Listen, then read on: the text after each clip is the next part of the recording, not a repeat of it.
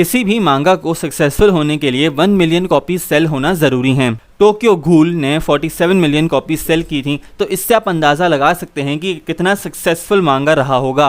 जब बात आती है इसके एनिमे अडेप्टेशन की, तो उसके फैंस जो मांगा फैंस हैं उनको यही लगा था कि इसका एनिमे भी इतना ही पॉपुलर होगा, लेकिन ऐसा बिल्कुल भी नहीं हुआ, बल्कि उल्टा हो गया। ये बहुत बुरी तरीके से फ्लॉप हो गया। इस वीडियो में मैं आपको सिर्फ ये बताऊंगा कि फ्लॉप क्यों हुआ, बल्कि ये भी बताऊंगा कि इसमें अच्छी बातें क्या हैं, क्योंकि यूट्यूब पर तो वीडियोज़ भरी पड़ी हैं जिसमें लोग सिर्फ बुराई करते हैं, लेकिन कोई भी एनिमे सिर्फ बुरा नहीं होता, उसमें कुछ चीज़ अच्छी भी होती है। सबसे पहले हम बात करते हैं सीजन 1 की। जब इसका सीजन 1 रिलीज हुआ तो वो एक्चुअली में अच्छा था, यानी आपके जितने भी लोग ये कहते हैं ना कि टोक्यो घूल का सीजन 1 बेकार है, वो झूठ बोलते हैं, गलत बोलते हैं। सीजन 1 इसका बहुत ओपी था, बहुत बेस्ट था। उसकी ओपनिंग कितनी प्यारी थी, मैंने आज तक किसी भी एनिमे की ओपनिंग हर एपिसोड में पूरी नहीं देखी सिवाय टोक्यो घूल के। टोक्यो घूल की ओपनिंग सॉन्ग इतना अच्छा था कि इसको one of the best anime songs कहा गया है। इसके अंदर आपको एक्शन भी दिखाया जाता है ओपनिंग के दौरान, कि आपको आइडिया होता है कि स्टोरी किस चीज़ के बारे में होगी, आपको जो उसका मेन कैरेक्टर है उसकी थोड़ी बहुत स्टोरी के बारे में रियलाइज हो जाता है। जब बात आती है कि एनिमे के एपिसोड्स की, तो उसके सीजन 1 के एपिसोड्स में हमको मेन कैरेक्टर की थोड़ी बहुत डेवलपमेंट दिखाई जाती है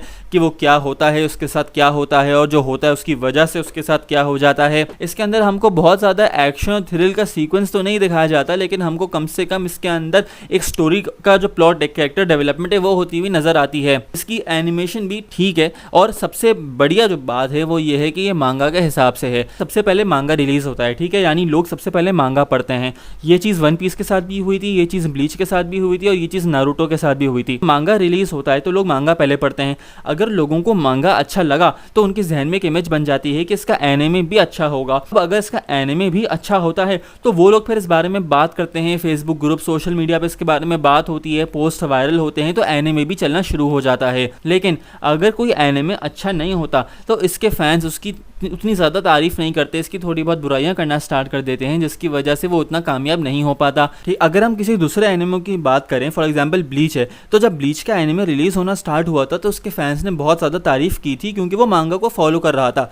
हर एनिमे फैन ये चाहता है कि जो एनिमे है वो मांगा को फॉलो करे, क्योंकि अगर मांगा के क्रिएटर ने कोई मांगा लिखा है और वो पॉपुलर हुआ है, इसका मतलब कि उसको मालूम है कि स्टोरी को किस तरीके से चलाना था। अब अगर एनिमे का जो बंदा है वो अपनी हिसाब से स्टोरी को लेके चले, तो ये एकदम दो तरफा बात हो जाएगी ना, कि मांगा कहीं और जा रहा है, एनिमे कहीं और जा रहा है, तो इसमें माइंड नहीं बन पाता कि कौन सी चीज़ अच्छी है।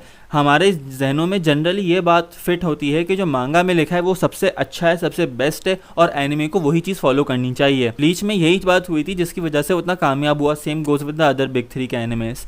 लेकिन जब बात आती है टोक्यो घूल के सीजन 2 की, अब सीजन 1 बहुत अच्छा गुजरा, फैंस को लगा कि हाँ ये एनिमे वर्थ इट होगा, तो सीजन 2 के लिए वेट करना स्टार्ट करते हैं। जब सीजन 2 स्टार्ट हुआ तब इनकी सारी प्रॉब्लम होना स्टार्ट हो गई। सीजन 2 कंप्लीटली अलग स्टोरी में चला गया। मतलब अगर आप मांगा पढ़ते हो ना, अगर आप मांगा पढ़ के एनिमे देखोगे, आप कहोगे ये क्या है, ये क्या चीज़ इन्होंने बना दी। उसकी स्टोरी बिल्कुल डिफरेंट है, यानी उसके अंदर फाइटिंग सीन्स हैं। यही बात आ गई कि जिन लोगों को फाइटिंग सीन देखना पसंद है उनके लिए सीजन 2 वर्थ इट है, क्योंकि उसमें आपको एक्शन, थ्रिल, थोड़ा बहुत इमोशन और फाइटिंग देखने को मिलती है। लेकिन जो लोग मांगा के कैनन को फॉलो करना चाहते हैं, वो जो लोग ये चाहते हैं कि मांगा की स्टोरी को फॉलो हो, उनके लिए सीजन 2 नहीं है, क्योंकि सीजन 2 बिल्कुल ही अलग लाइन में चलना शुरू हो जाता है। उसमें वो फाइटिंग सीन्स होते हैं जो मांगा में इंक्लूडेड नहीं होते। तो वो ऐसी बात हो जाती है कि एनिमे क्रिएटर ने ये डिसाइड किया कि हम अपने तरीके से इस एनिमे को लेके चलें। प्रॉब्लम सिर्फ यहीं पर ही ख़त्म नहीं होती। जब इस एनिमे का सीज़न 3 रिलीज़ हुआ और सीज़न 4, जिसको सीज़न 3 का पार्ट 2 भी कहा जाता है, तो उसके अंदर भी इस चीज़ को कंटिन्यू किया गया। उसके अंदर भी वो वाले फाइटिंग सीन्स दिखाए गए जो मांगा के अंदर इंक्लूडेड नहीं है। सबसे बड़ा डिफरेंस जो एनिमे फैंस ने नोटिस किया वो ये था कि इसका जो मेन कैरेक्टर होता है कानेगी, वो घूल बन जाता है, समझ में आ गया। लेकिन अगर आपने मांगा पढ़ा हो, और इवन एनिमे के अंदर भी इस बात को दिखाते हैं कि कैसे जब उसकी फ़ाइट होती है तो उसको स्टैप किया जाता है, अपनी मेमोरी खो देता है, फिर वो एक ऑफिसर बन जाता है, इंस्पेक्टर बन जाता है, अच्छे लोगों की तरफ से फ़ाइट करना स्टार्ट कर देता है। लेकिन एक चीज़ जो एनिमे के अंदर मिस हो गई वो ये थी कि उसकी जो हिस्ट्री है, यानी वो हिसाकी कैसे बनता है, उसकी कैरेक्टर कानेगी एक दूसरे कैरेक्टर में कैसे इवॉल्व होता है, वो चीज़ नहीं दिखाई गई। एनिमे के अंदर हमको सीधा ये बता दिया कि मेन कैरेक्टर था, फाइट हुई, स्टैब हुआ, इंजर हुआ, मेमोरी भूल गया, नया कैरेक्टर बन गया।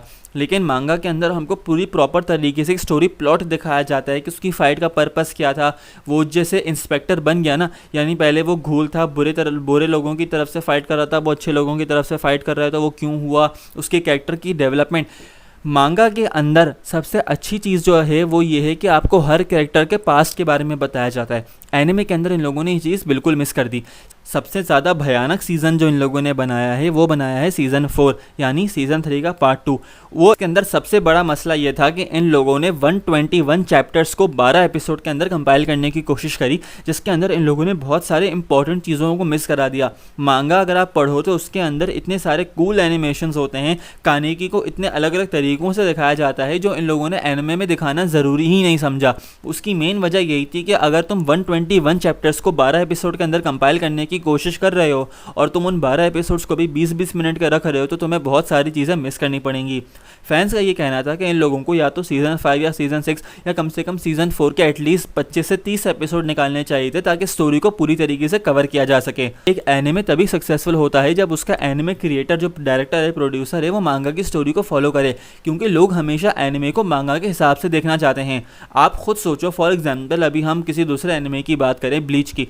इमेजिन करो कि ब्लीच के अंदर हमको मांगा के अंदर ये दिखाया जाता है कि इचिको कुरोसाकी अपनी क्विंसी पावर्स को अवेकन करता है। इमेजिन करो कि हमको एनिमे में दिखाया नहीं जाता, मतलब एनिमे के अंदर हमको ये बताया जाता कि इचिको के पास क्विंसी पावर्स है ही नहीं, तो कितनी अलग स्टोरी हो जाती, कितना अलग प्लॉट हो जाता, या अपनी ही दुनिया में एक प्लॉट ट्विस्ट हो जाता कि मांगा में दिखाया जाता है कि उसके पास 2 पावर है, एनिमे में दिखाया जाता है 1 ही पावर है। बिल्कुल यही प्रॉब्लम हुई थी टोक्यो घूल के अंदर। टोक्यो घूल के अंदर इसके एनिमे क्रिएटर्स ने मांगा को फॉलो नहीं किया। अब किसी भी एनिमे फैन जो खाली एनिमे देखता है उसको ये बात इतनी बुरी नहीं लगेगी, क्योंकि आपको आइडिया नहीं होगा कि मांगा के अंदर एक्चुअल स्टोरी कितनी डिफरेंट है।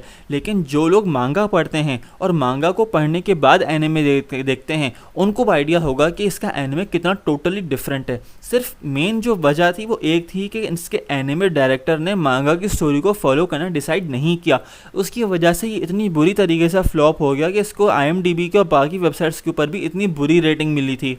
हम उम्मीद करते हैं कि आगे जो एनिमेज आएंगे उसके अंदर प्रोड्यूसर, डायरेक्टर या जो भी एनिमे को बनाने के लिए रिस्पॉन्सिबल है वो इस बात को नोटिस करेगा कि हमको हमेशा मांगा को फॉलो करना चाहिए।